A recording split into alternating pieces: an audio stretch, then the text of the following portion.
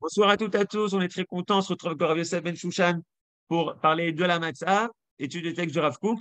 Et c'est toujours la campagne de Don Lilmod. Ceux qui veulent faire un don, vous pouvez cliquer sur le lien en dessous qui va apparaître sur le chat ou sur YouTube. Bechavod Arav. Parfait. Alors, bonsoir. C'est pris de Mamaria, page 159. Matzah zou, c'est matzah. Matzah zou, chez Anou Ochlim, al shumma. Cette matzah que nous mangeons, quelle en est la cause? C'est-à-dire, ça symbolise quoi? Pourquoi on mange la matzah? Réponse dans la Gada. Al shum shelo ispik betsekam shalavotenu lachmitz, ad shenigla alehem melech malchem malachim akadosh baruch hu, vegalam. Eh bien, c'est parce que la pâte de nos ancêtres n'a pas eu le temps de gonfler, de lever, jusqu'à ce que ce soit dévoilé à eux, le roi des rois, Saint Bénifratide, et les a délivrés. C'est ça ce qu'il va expliquer. On y va. Netzach Israël ou Ishaker. L'éternité d'Israël n'est pas mensongère, ça veut dire elle est à tout jamais, rien ne peut porter atteinte à l'éternité d'Israël, quoi qu'il arrive, quelles que soient les mauvaises intentions contre le peuple d'Israël, on sait par avance que nous sommes là dans l'intention d'y rester et nous y resterons pour l'éternité dans ce monde.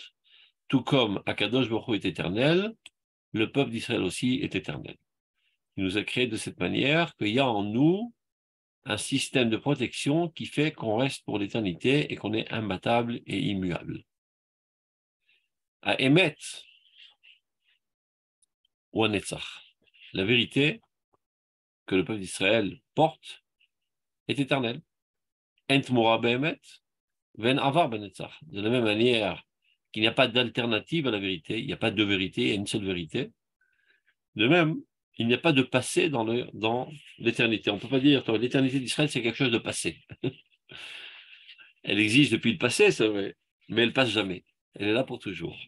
Il y en a qui n'ont pas compris encore ça. Ça fait déjà 3000 ans que pas mal de peuples pensent que le peuple d'Israël, c'est un peuple comme les autres, alors que si on se renforce contre lui, on y mettra fin. Eh bien, ils sont tous cassés les dents sur nous. On dit tous les jours dans la prière. Eux, eh bien, ils ont essayé de nous détruire.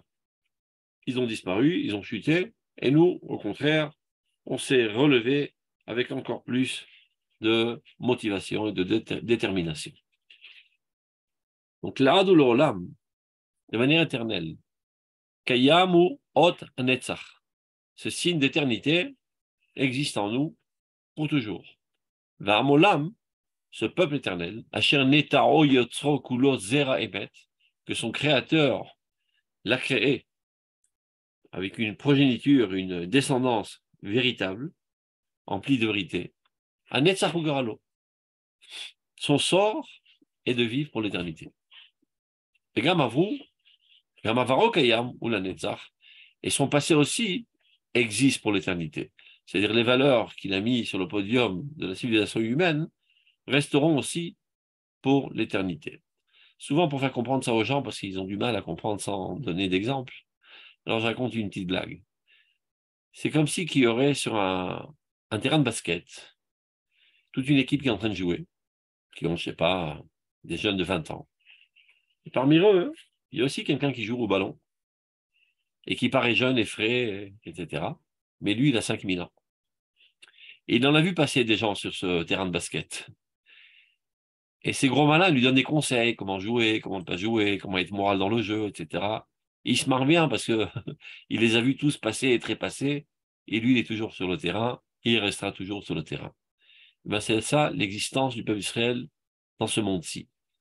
On est là depuis la nuit des temps, et on a vu pas mal d'empires passer et nous donner des conseils et essayer de nous exterminer, mais ils sont tous sous tombe, et nous, on est bien là, et on se tient droit, et on a l'intention d'y rester pour l'éternité, car notre rôle est d'amener la bénédiction à l'éternité, et on sait parfaitement que sans nous, l'humanité n'a aucun avenir.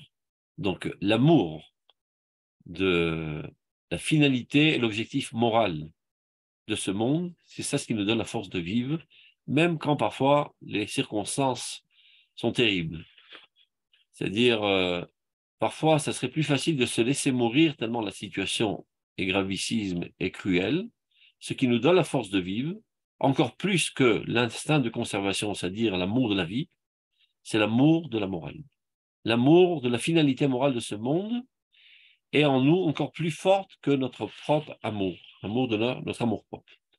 C'est ce qui fait que rien ne pourra nous briser. On continue. Migargire avke azana, mikemach umisolet, bitardam al ziluf hamayim letocham, yavo batzek. Cours de cuisine, comment on fait de la pâte? Avec des grains, on va dire,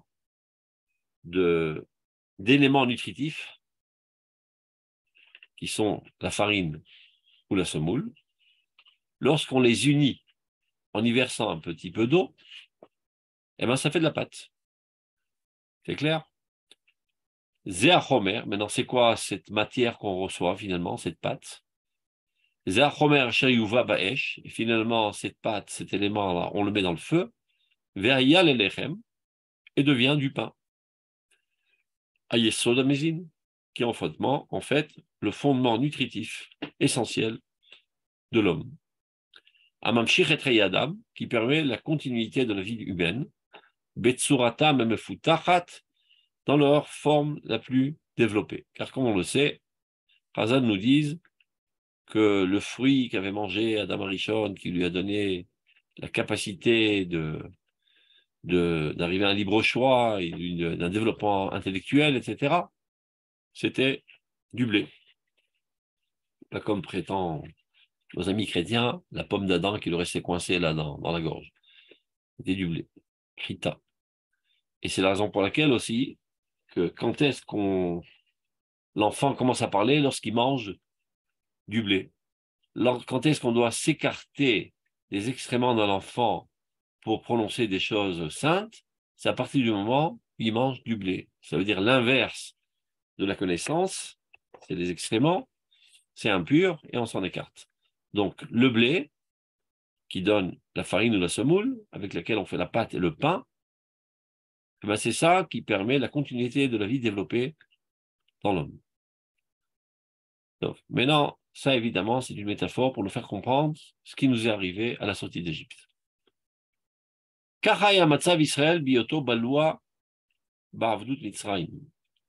Quelle était la situation du peuple d'Israël lorsqu'il était avalé dans l'asservissement d'Égypte? Be'en Torah. Il n'avait pas encore de Torah en main. Be'efesh nishmat hayim. Et sans aucune âme collective. Il y avait des individus sans âme collective. Qui pourrait constituer une certaine sève avec laquelle on pourrait mélanger, allier tous les grains de ces âmes disloquées. Donc vous comprenez la métaphore, des grains de farine dans lesquels on verse de l'eau et ça fait une pâte. De même, il y avait des individus juifs disloqués les uns des autres avec aucun, on va dire, âme collective. Akadosh Baruch Hu a versé en eux une âme divine qui a fait d'eux une seule entité collective, un seul peuple. Les Asot Kulo Mutsak Echad Balkor. Pour en faire de tout ce méli-mélo d'individus un seul objet solide et empli de force. Liten Chaim Utnoa les Goy Omed Enesamim, pour donner de la vie et du mouvement à ce peuple qui se doit d'être l'étendard des nations pour drainer l'humanité entière vers la connaissance de Dieu. Atid, qui a comme objectif dans le futur, l'orakla chayot et atzmo, pas seulement de vivre pour lui-même, de se faire vivre, mais de manière éternelle, et la gamiten chayolam nekol enoshut, mais plus encore de donner une vie éternelle à l'humanité entière. C'est ça la vocation du peuple d'Israël. Très souvent, les gens l'oublient. Le rôle essentiel du peuple d'Israël est d'être le moteur essentiel de l'avancement de la civilisation humaine pour l'amener à être à même de vivre selon les directives divines, selon la morale divine, et d'établir la société humaine sur les fondements de la justice divine. C'est la vocation du peuple d'Israël. Donc pour ce faire, il lui fallut d'abord créer cette entité qui s'appelle le peuple d'Israël, qui eux aussi était, avant la sortie d'Égypte, avant tout le processus des dix plaies, un méli-mélo d'individus. Tout comme les goïms. Ça veut dire, je termine d'abord la phrase, après on va développer ça davantage.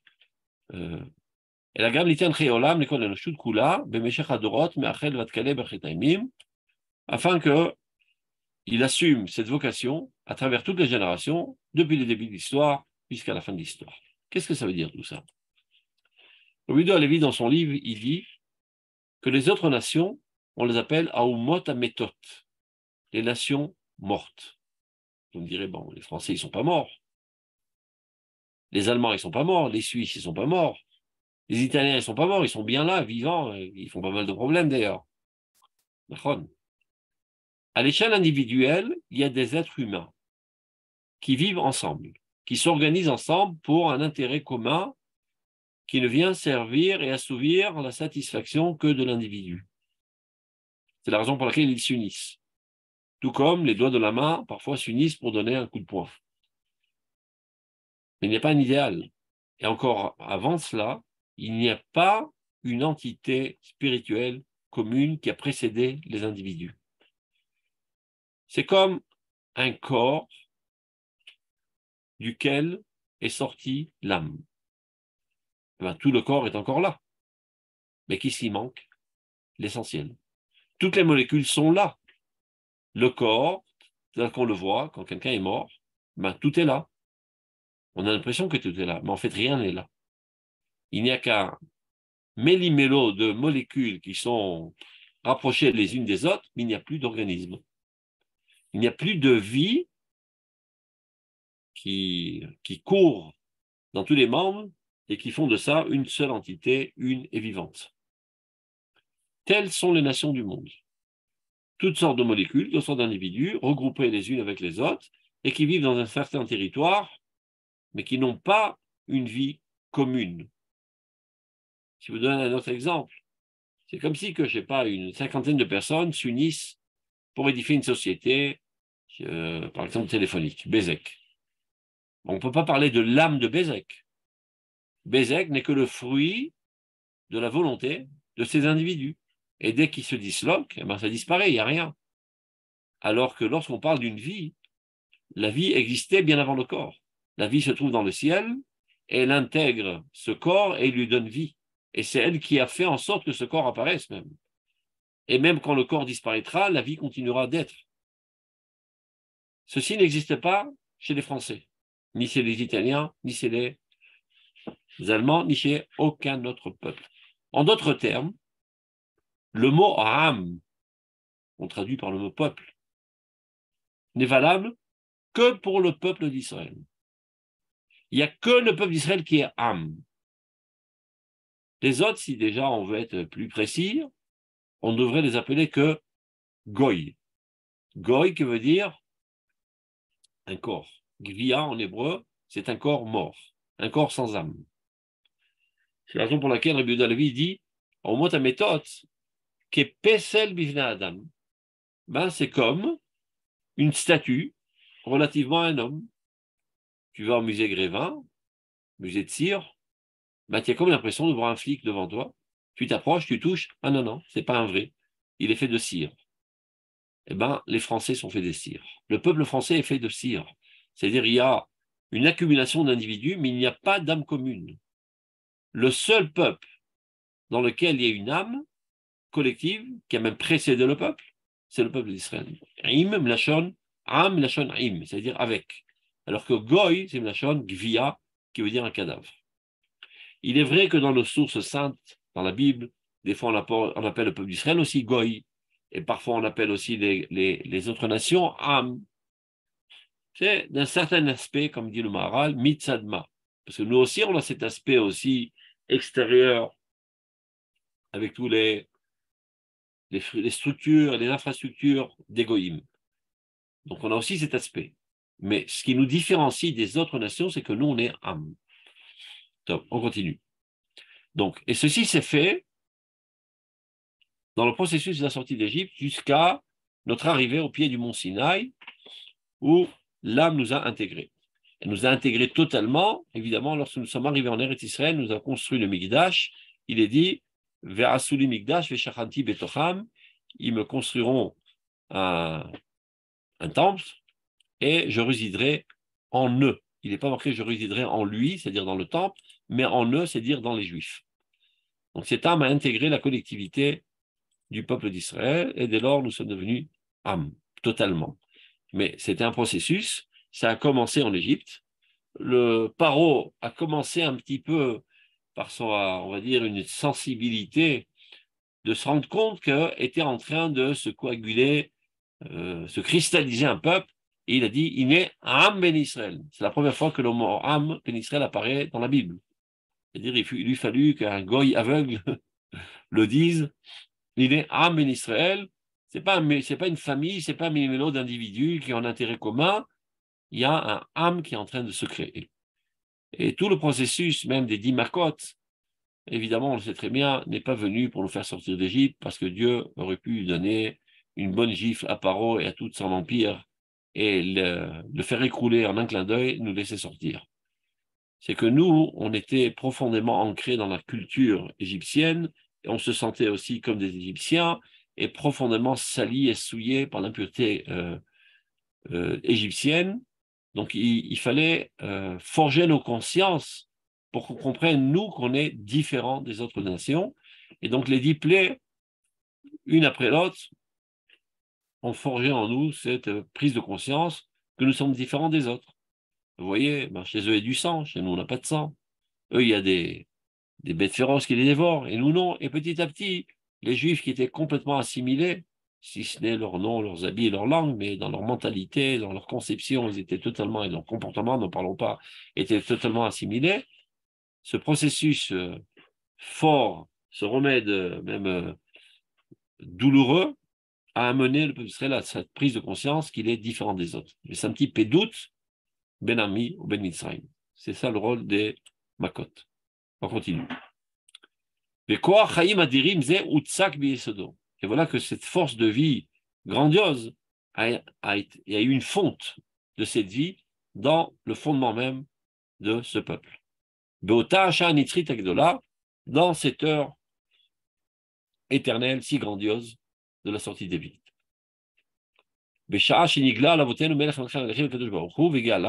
Au moment où s'est dévoilé au peuple d'Israël, à nos ancêtres, le roi des rois, le saint béni soit-il, et les a délivrés.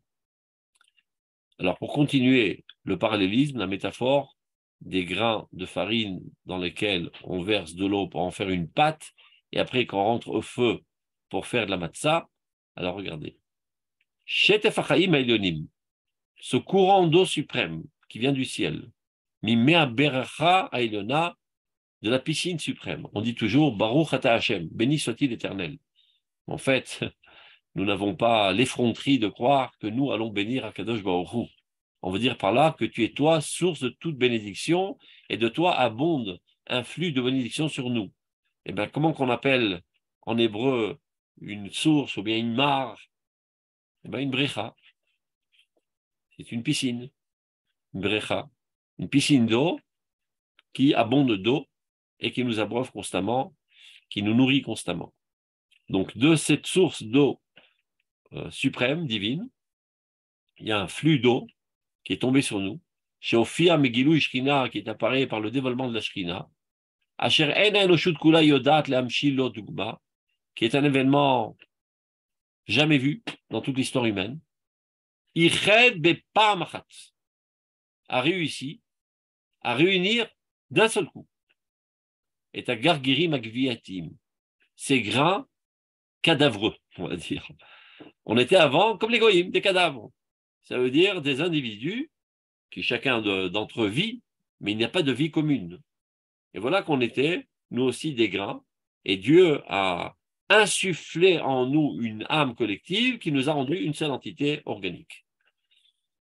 Mais pas Machat, regarde, le Kuzari dit exactement la même chose.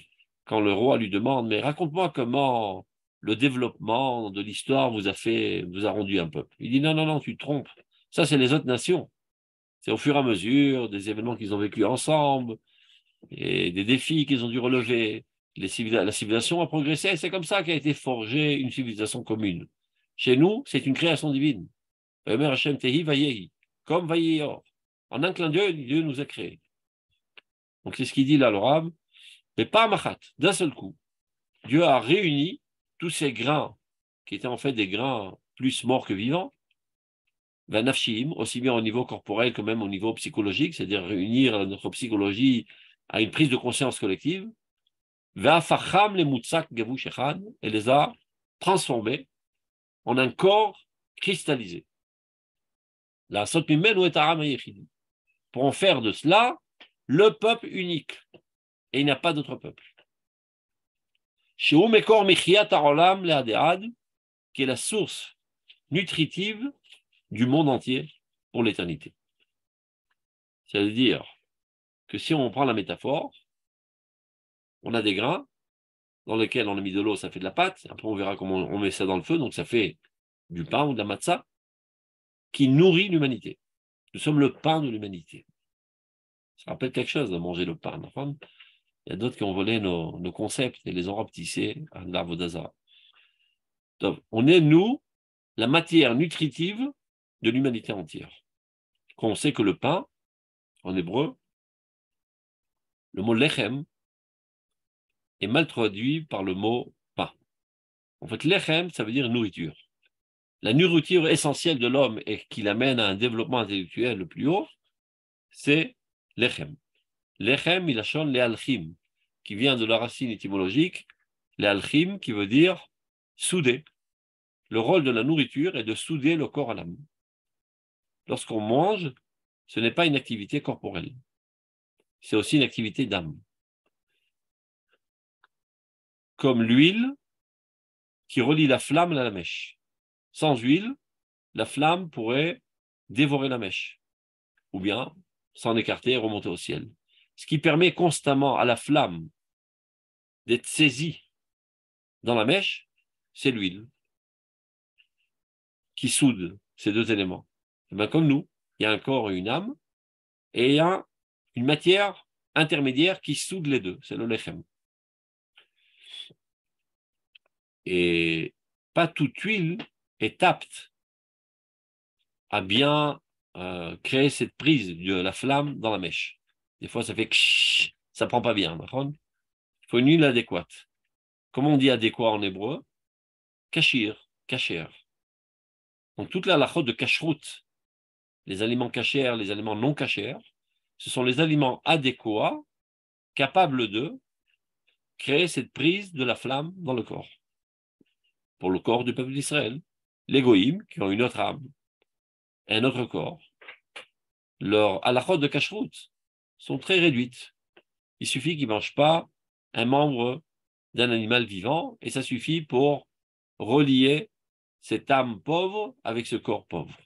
Le peuple d'Israël qui a une âme très très riche, infinie, éternelle, avec un corps aussi kadosh, pas toutes les huiles sont adéquates à relever ces défis de souder ces deux éléments infinis. Certains aliments sont cachers, sont aptes. Et nous, le peuple d'Israël, dans la métaphore là, nous sommes le lechem. Nous sommes ceux qui sont capables de faire souder l'humanité entière à son âme, à son idéal, et la rapprocher de Dieu. Donc, Betsekam Shalavotenu, la patte de nos ancêtres. Lo yachol haya lishtanot betzivyono. Ne pouvait en aucun cas perdre et changer son caractère spécifique. C'est-à-dire ne pouvait, ne devait. C'était un impératif divin qui a fait que, en aucun cas, après que Dieu a construit ce peuple de toutes pièces, d'un seul coup, maintenant il fallait préserver, le figer dans cette situation pour ne pas qu'il subisse toutes sortes de changements et de transformations. Donc, il explique Betsekam chez la voté nous l'achmitz, la patte de nos ancêtres n'a pas eu le temps de gonfler, c'est-à-dire de subir des transformations à cause des cultures environnantes de l'Égypte. Jusqu'à que Dieu est apparu en eux, et Esh HaShekhinah, le feu de la Shekhinah, a brûlé la situation et a figé la situation pour qu'on reste dans notre, on va dire, situation naturelle, intrinsèque, sans aucune influence environnante. La Géoula, Bela Batisha, dans sa flamme foudroyante, et Mida et Batseket Aram Betziviono, a maintenu, et même plus que ça, a figé la patte du peuple dans son caractère propre, de manière que maintenant, désormais, pour l'éternité, il sera immuable. On reprend, la Géoula, la délivrance, la manière dont elle a eu lieu, foudroyante, avec des miracles et toutes sortes de choses qui ont fait ébranler les esprits. Agula Bela Batisha, dans la flamme brûlante, et Midad Batsakataram, a figé la patte du peuple, Betsiviono Anitzri, dans son caractère éternel, Veromamto Malekol Shinuim Utmorod. Et dès lors, elle a élevé en delà de toute possibilité de changement et d'alternative. Le peuple d'Israël, dès lors, est immuable, inchangeable, indestructible, rien ne peut l'atteindre. On va voir des petites saletés qui s'y accolent de manière extérieure, mais son essence intérieure, Temimahi, elle est parfaite. Et rien au monde ne pourra changer l'essence et la nature profonde du peuple d'Israël. On peut changer les manières de penser, on peut changer des comportements, avoir des conceptions idiotes, mais l'âme, elle restera toujours dans sa pureté, dans sa sainteté originelle. Le petit flacon qui était cacheté par le Kohen Gadol qui rentre dans l'intériorité de l'intériorité. C'est-à-dire l'intériorité la plus profonde du peuple d'Israël reste toujours dans sa pureté originelle depuis la sortie d'Égypte. Il est le Shomrim et Troukat Chag HaKadosh. Et voilà que maintenant, à Pessah, nous sommes tous très méticuleux à bien préserver les lois de cette fête sainte. Chag HaMatzot, la loi des Matzot, la fête des Matzot, les Dorotenu, pour toutes nos générations. Et en se comportant de la sorte, c'est-à-dire en ne mangeant pas de Hametz, et en consommant de la matzah, on avait déjà lu ensemble dans Orot HaKodesh, la consommation de cette matzah permet de mettre en évidence notre nature profonde, entièrement libre, qui est immuable. Et alors, le flux de divinité spécifique de Pessah, qui est un flux qui vient délivrer, qui vient ramener à ta nature, est plus intégré en nous en enlevant les barrages qui sont le Hametz et en avalant la matzah qui active davantage ce processus. Et alors, à chaque année, à Pessah, cet impact délivrateur de cette heure éternelle qui a eu lieu à l'époque et qui a lieu à nouveau de manière actuelle chaque année. Chosrim omofim alenu. À nouveau apparaît sur nous, Bechol Zaharam, dans tout l'éclatement de leur lumière, Belel Ikadesh Chag, le jour de la sanctification de la fête. Et ce n'est pas seulement la nuit de Tetvav et Nissan, ceci se prolonge pendant tous les jours de cette grande fête de Pessah. Chaque jour, pendant Pessah, on est influé, on va dire, de ce flux divin qui délivre et qui délivre et qui délivre de notre petite tête, de nos conceptions idiotes, et que ce soit au niveau individuel, national, etc. Chag HaCherut, la fête de la liberté. Cherut Olamim, une liberté éternelle, Asher La'am Olamim, qui est totalement adéquat à ce peuple éternel. On a expliqué c'est quoi la liberté, c'est pas seulement une liberté formelle, qu'on ait un statut d'homme libre, un statut d'esclave, mais plus exactement, Al-Tikre Charut al-Aluchot ne dit pas gravé dans les tables de la loi, mais Cherut, car en fait, il s'agit de vivre en fonction de notre nature, sans aucun facteur extérieur qui viendrait nous faire dévier de notre nature. Donc, après qu'on a expliqué tout cela, Rav Kook s'adresse aux gens de son époque qui, malheureusement, avaient décidé de déjudaïser les Juifs en Eretz Israël et en exil. En exil, c'était l'émancipation. Et ici, malheureusement, effet secondaire accompagnant le sionisme était aussi de déjudaïser les Juifs. Et cette volonté impure n'a pas cessé jusqu'à aujourd'hui. Et on est aujourd'hui en pleine guerre avec toutes les manifestations contre la réforme mishpatite. C'est exactement le sujet. On essaie d'enlever ce serpent venimeux qui fait de tout pour écarter le peuple d'Israël de sa nature première, qui est sa judaïcité, son âme juive. Donc le Rav s'adresse vers eux, et leur dit que sachent tous ceux qui ont un cœur incirconcis, c'est-à-dire impénétrable, fermé comme une pierre. Et que nous écoutent tous ceux qui ont une oreille bouchée, les oreilles bouchées. Qui mishmeret hamatzot, le fait de garder les matzot, de préserver les matzot pour ne pas qu'elles gonflent. Et par élargissement du concept, de préserver toutes les mitzvot. Yisrazal, altikre matzot, et là, mitzvot. Ne lis pas matzot, mais dit mitzvot. Ou shmortem est un mitzvot. Il faut préserver toutes les mitzvot. Donc, mishmeret hamatzot, la préservation des mitzvot, Yoneketi et Trela, puis sa force, les Doroth, à travers toutes les générations, mais autant mishmeret anitzrit shel shat hanetzach, de cette préservation éternelle, de cette heure éternelle où Akadosh Baruch Hu, dans laquelle Akadosh Baruch Hu nous a délivrés. Shel Ofat HaGeula, du dévoilement de la délivrance. Asher lo ispik betzekam shel avotenu nachmitz. À l'époque, Dieu n'a pas permis à la patte de nos ancêtres de gonfler. Ça veut dire à nos ancêtres qui avaient été cristallisés en tant que patte, en tant qu'une seule entité collective avec une âme, Dieu a fait en sorte, à l'époque, qu'ils soient préservés des influences environnantes et qu'ils gardent leur caractère spécifique. Alors, de la même manière qu'à l'époque, Loïspik Betsekam Shalavoten Achmitz, ou Bekoarze est armé de cette force de l'époque, Gam Betsekam Shel Banenu Lo Yachmitz Olamim. Alors, exactement de la même manière, la patte de nos enfants ne gonflera jamais, ne subira jamais aucune transformation, malgré toutes les sales intentions et viles de ceux qui veulent les déjudaïser.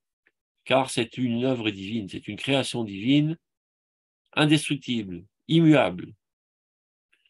Vous rentrez la tête dans le mur, vous perdez votre temps. Shav lachem tachetafel. C'est la perte du temps. Toutes vos intentions, toutes vos manigances. Shav lachem tachetafel amitamtsim lachmitz nefashot. Qui s'efforce, vous qui vous efforcez, de faire gonfler ces âmes avec lesquelles a été constituée cette pâte éternelle, Asher lo ispik lachmitz, qui à l'époque n'avait pas eu le temps de gonfler, et Dieu est intervenu pour empêcher cette transformation et garder et figer, en y versant de l'eau, c'est l'âme, en brûlant ça dans le feu de la Géoula, c'est-à-dire tous les événements douloureux et extraordinaires, etc., qui nous ont figés d'un seul coup pour garder notre dimension de matzah et ne pas de gonfler et devenir du levain et de subir toutes sortes de transformations. Kol Tarbuta Adam, toute la civilisation de l'humanité, c'est-à-dire différemment d'Israël. Lechem Achol, le pain du profane, du laïc, Chametsu. C'est du Hametz, qui n'est pas naturel, qui n'a pas gardé son originalité. Atmurot, Moshlot Alav. Alors, toutes les transformations, tous les changements ont une emprise sur lui. Vetsivionotav Vishtanim, ses caractères changent. On va qu'en voir, les civilisations des peuples se changent. Il y avait des gens qui avaient une certaine civilisation dans une zone géographique. Ben bon, c'est plus les mêmes personnes aujourd'hui. On ne peut pas dire aujourd'hui que les Français, c'est les Gaulois, ou que les Italiens, c'est les Romains, ou que les Égyptiens actuels sont les Égyptiens de l'époque. Aucun rapport avec la civilisation de l'époque. Ils habitent le même territoire, mais ils ont subi tellement de transformations qu'il n'y a plus aucune ressemblance. Donc les goïms qui sont chol, ils sont maniables, ils sont muables, ils sont changeables, ils sont transformables. Le peuple d'Israël a gardé son originalité. Atmurot moshtot alav. Tous les changements ont une emprise sur lui. Mais tzivinotav ishtanim. Tous ses caractères se changent. Allez, dégalgalé azmanim, la roue du temps. Lochen netzar Israël. Il n'en est pas de même concernant l'éternité d'Israël. Sherloi shaker velo inachem. C'est une promesse divine qui ne sera jamais mensongère. Et jamais on reviendra sur ce fondement essentiel. Ce ne sera jamais annulé. Il continue d'avancer sur ses rails droites, à l'af menadav, malgré tous ceux qui essayent de l'en écarter. Et tout ce qui essaye de l'empoisonner, de mettre du poison, le poison du ferment, du levain dans sa pâte pure. C'est-à-dire toutes sortes de manigances pour essayer d'empoisonner nos enfants dans le pseudo-système scolaire de l'État d'Israël depuis l'époque du Rav Kook jusqu'à présent, malheureusement. Et tous les médias et toute la littérature qui provient directement d'une approche totalement hérétique qui tente à estomper la spécificité du peuple d'Israël et de dire que Chol Ha'amim, Bet Israël, nous sommes comme tous les autres peuples, et notre État n'est pas spécialement un État juif, mais l'État de tous ses habitants, sans aucune différence.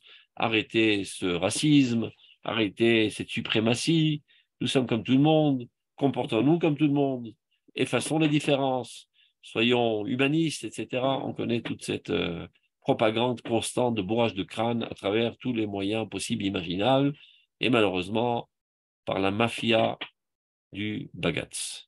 On sait aujourd'hui, Baruch Hashem, le pu est en train de sortir.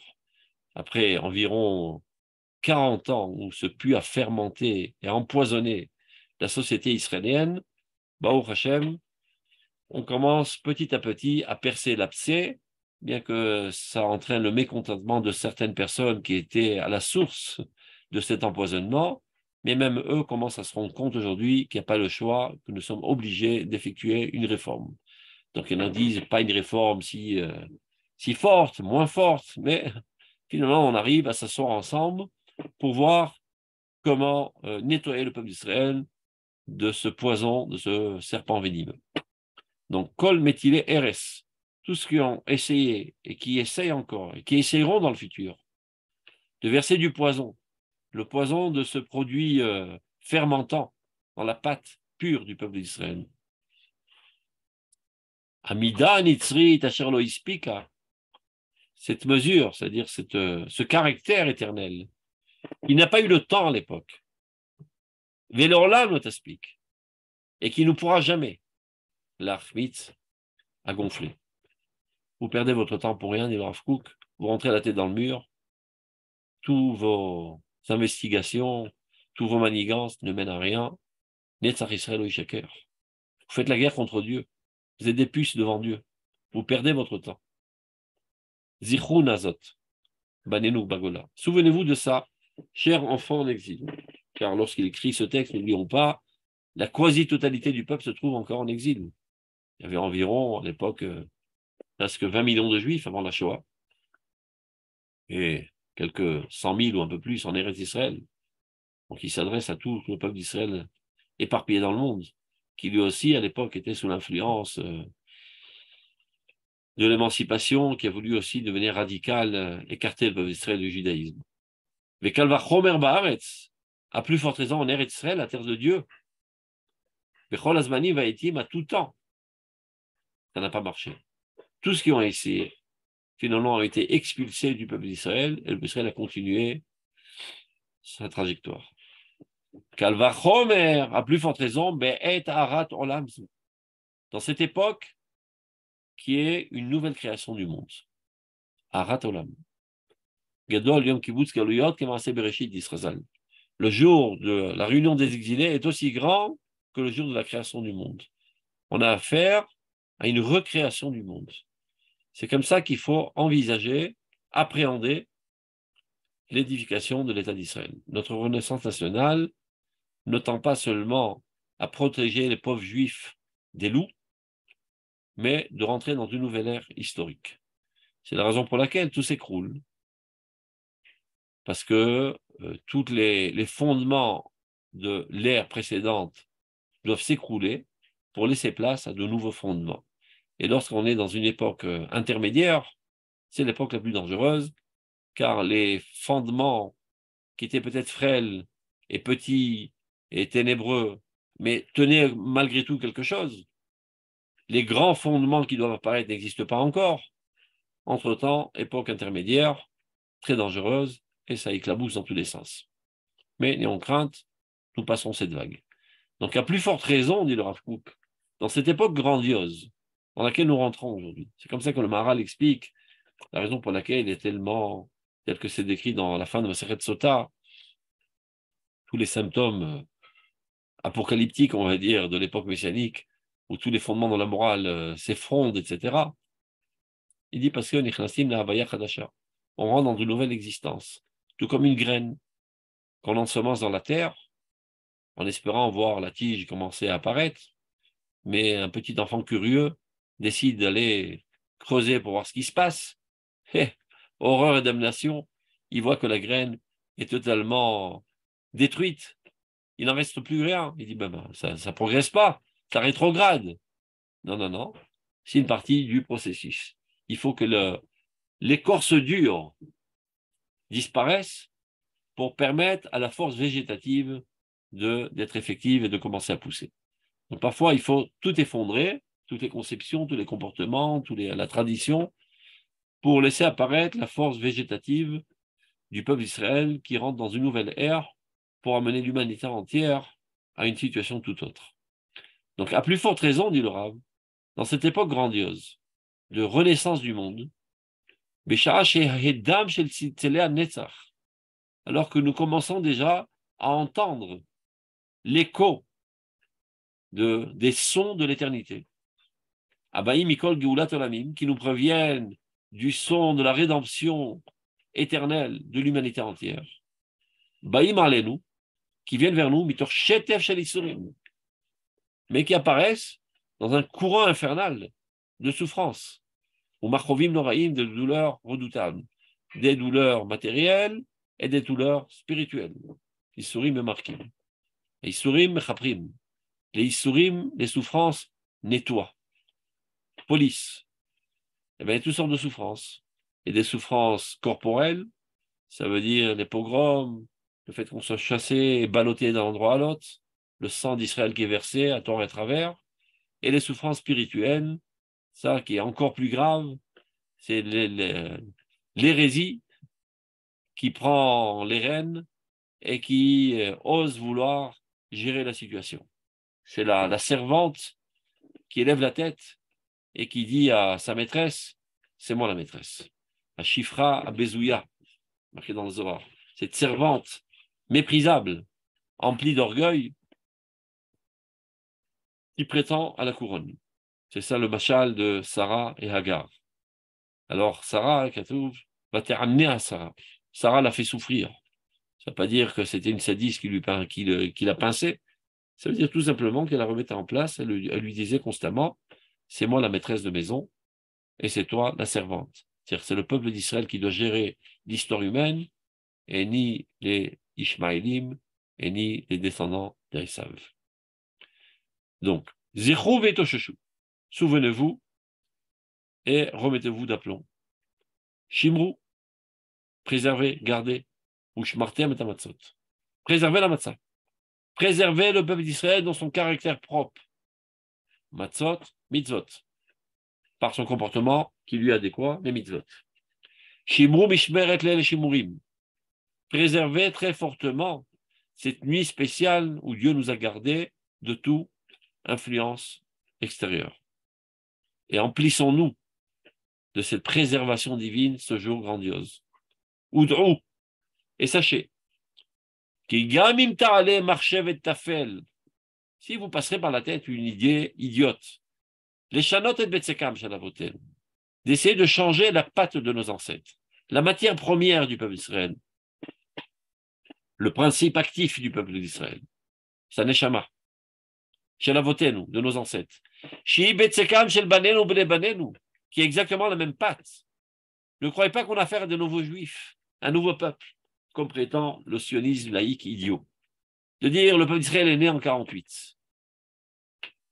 En 48, c'est le même peuple antique qui est arrivé à sa souveraineté nationale et qui est arrivé à sa souveraineté nationale grâce à la préservation de sa tradition antique. Le sionisme est une fleur qui a poussé de la racine du judaïsme. Ce n'est pas une nouvelle entité. Donc sachez que la patte de nos ancêtres est exactement la même patte de nos enfants et de nos petits-enfants. Donc de la même manière qu'à l'époque, personne n'a réussi à porter atteinte à la patte de nos ancêtres. Tous les empires ont essayé d'effacer la lumière d'Israël. Ils ont tous disparu. À plus forte raison, à notre époque, où le peuple d'Israël commence maintenant à réaliser sa vocation qu'il a tant espérée pendant des millénaires, de prendre la situation de l'humanité en main, de prendre la gérance du monde en main sur sa terre ancestrale. Eh bien, sachez que pour l'éternité, tous vos manigances ne serviront à rien du tout. De la même manière qu'à l'époque, la patte de nos ancêtres n'a pas pu gonfler. Eh bien, exactement de la même manière, pour l'éternité, notre patte collective nationale ne gonflera jamais, ne subira aucune transformation. On restera exactement dans la même originalité qu'on était à l'époque de notre création. Elle gardera exactement le même esprit et le même goût, empli de fraîcheur et de douceur. Ça, c'est important de le dire parce qu'il y a des gens qui se disent aujourd'hui, malheureusement, même parmi les religieux, qui se disent être des religieux. Ah, c'est vrai que le peuple d'Israël est un peuple grandiose, mais dans le passé, ce qu'on voit aujourd'hui dans les rues de l'État d'Israël, ce n'est pas exactement le même profil. Ce n'est pas d'eux qu'on parle dans la Bible. Évidemment que je suis empli d'amour du peuple d'Israël. Le vrai peuple d'Israël qui s'est tenu au pied du mont Sinaï. Mais ces juifs aujourd'hui qui font des défilés d'orgueil avec leur drapeau tricolore, ça c'est de la racaille, c'est pas des juifs.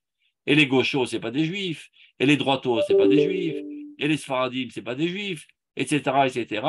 Et chacun des groupes disqualifie les autres groupes et il n'y a que lui qui est juif finalement. Eh bien, sachez, celui qui parle de cette manière, lui n'est pas juif. Celui qui prétend que ce courant et ce contre-courant, ce sont des érevraves, toutes sortes d'éléments étrangers qui se sont mêlés à la patte d'Israël, eh bien, qu'il sache qu'il est le porte-parole de cet érevraves, il est lui-même érevrave. Celui qui fait de la médisance sur le peuple d'Israël, Akadosh Baruch Hu le haït. Et celui qui dit que celui-là, il est un descendant d'Amalek ou un descendant de Révrav, il ne se rend pas compte que c'est une expression autobiographique. Il ne fait que se décrire lui-même. Et en lui, les yeux emplis de saleté et d'excréments, il en voit partout. Mais c'est lui qui est sale.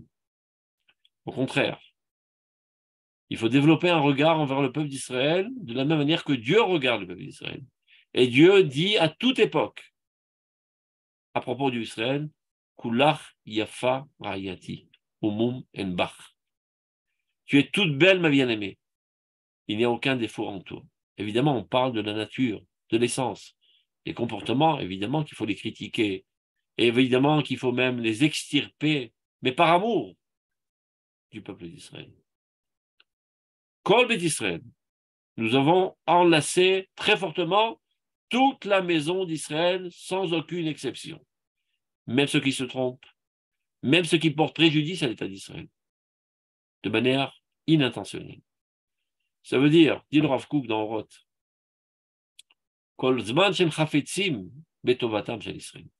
Tant qu'ils veulent le bien d'Israël. Ils peuvent se tromper dans la définition du bien. Ça, c'est un problème. Mais ils veulent quand même le bien d'Israël. Alors la Sgoula d'Israël se trouve en eux. Je ne parle pas des traites. Quelqu'un qui irait vendre des armes à nos ennemis. Celui-là, il est exclu. Mais quelqu'un, par des conceptions idiotes, parce qu'il a subi toutes sortes de brouages de crâne, pense que le mieux à faire aujourd'hui, c'est d'édifier l'État palestinien. Pour protéger le peuple d'Israël d'impérialisme, pour que le peuple d'Israël ne devienne pas une apartheid, par amour du peuple d'Israël, pour garder sa pureté morale. Tout ça, on sait très bien que ce sont des sottises. Mais peu importe, c'est comme ça que lui il considère la chose. Et il fait ça par l'amour du peuple d'Israël. Et il n'y a qu'à voir. S'il éclate la guerre, il est le premier à s'enrôler pour venir au secours d'Israël, malgré tous ses beaux discours d'humanisme, etc. Donc, au plus profond de son être, il est amoureux fou du peuple d'Israël. Seulement, il voit les choses d'une autre manière. Et il se trompe. Donc, évidemment que nous devons déclarer une guerre idéologique contre ces conceptions néfastes et même destructives, mais contre les conceptions et non pas contre les porteurs de ces conceptions, c'est-à-dire des juifs. Ça veut dire des vikurim, c'est-à-dire des marlokot, comment on dit ça en français, des marlokot déjà, j'ai perdu le mot, des controverses. Au niveau intellectuel, c'est tout à fait légitime, mais des écarts émotionnels envers les juifs, c'est totalement illégitime. C'est exactement la même patte. La même âme qui a fait vivre nos ancêtres, la même âme qui a fait traverser le peuple d'Israël à travers toute l'histoire, la même âme qui fait vivre les gens les plus pieux, les plus saints et les plus nobles, c'est exactement la même âme qui fait vivre tous les juifs sans aucune exception. Et c'est ça que nous aimons dans les juifs. Car il ne faut pas se tromper.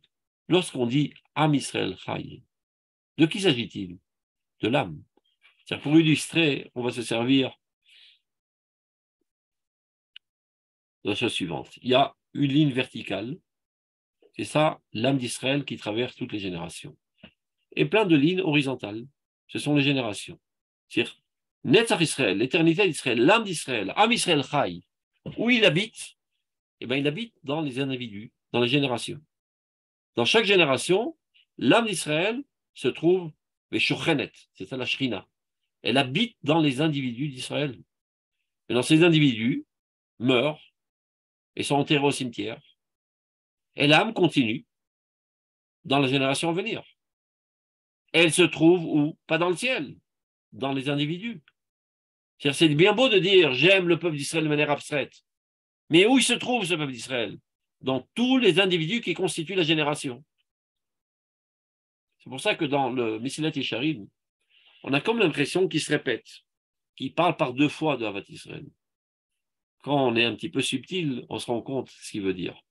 Pour la première fois, il parle vraiment de l'amour de l'âme, dans son entité la plus abstraite. Après, il parle du dor, de la génération. Les chassidim, les véritables chassidim, sont ceux qui sont amoureux de la génération. Pas seulement du concept abstrait du peuple d'Israël, mais de la génération dans laquelle ils vivent. Et bien que parfois, les générations dans lesquelles ils vivaient, les tzadikim, n'étaient pas aïe aïe aïe, comme on dit, n'étaient pas au plus haut niveau de sainteté, d'idéologie, etc.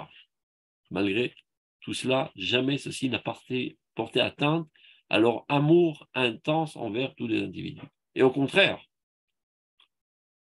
le véritable examen pour savoir si tu as compris c'est quoi l'amour d'Israël, c'est quand tu les aimes, quand il n'y a rien pour quoi les aimer.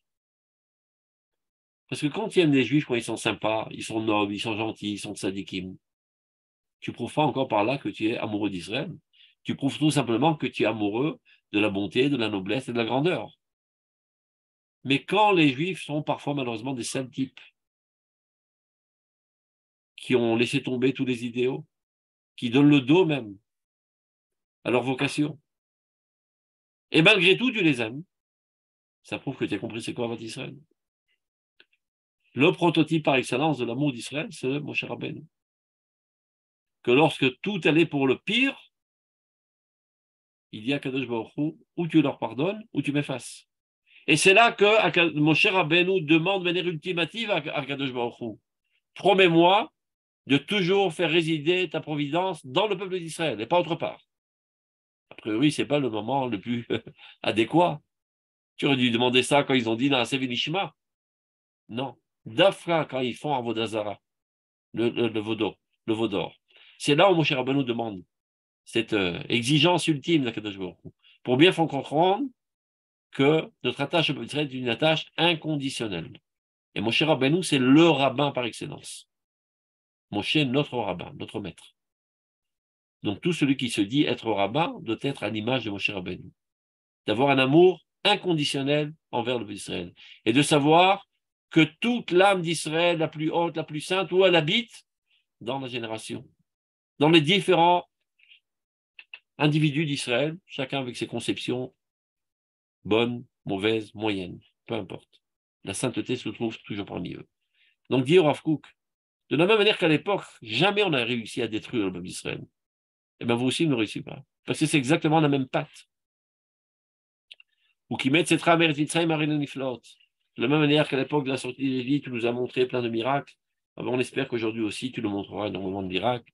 Donc, Gadeluna or nishmatre marzida. Au contraire, faites grandir la lumière de votre âme si puissante. N'essayez pas d'éteindre la femme d'Israël, vous perdez votre temps, vous allez vous brûler les doigts et la flamme continuera sans vous.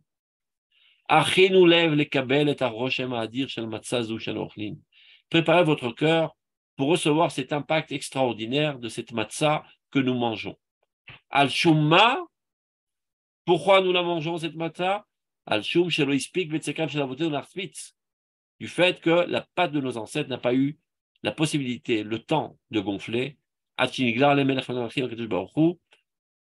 que Dieu est apparu sur eux et les a délivrés. De même, elle gonflera jamais et ne subira jamais aucune transformation.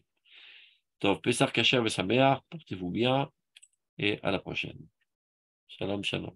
Merci beaucoup. Merci beaucoup. תודה רבה. תודה רבה. Il y avait une phrase qui est Netzach. Netzach, Ama Netzach. Non, il y a écrit à la ligne 6, il y a un Netzach ou Goralo. La vocation. Le but de la phrase, la vocation, c'est l'éternité. Parce qu'après, on est dit, on travaille sur l'éternité, mais c'est notre vocation, c'est ça le but. Évidemment, c'est notre nature et donc notre vocation.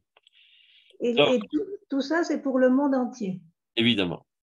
Donc, portez-vous bien, Kol Tov. Shalom, shalom. Merci beaucoup. Merci. On éteint ça. Et Shabbat Shalom.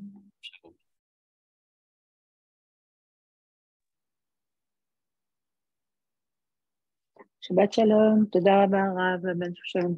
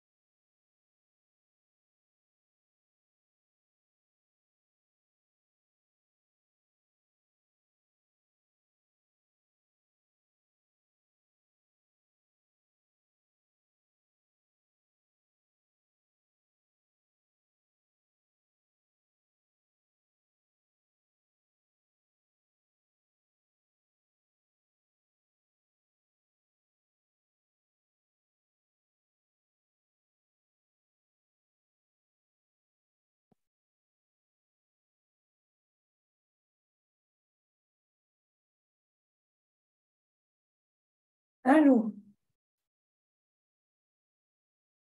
Je sais pas.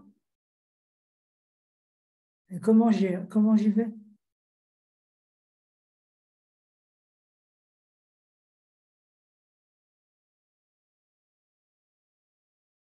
Je vais voir. Merci.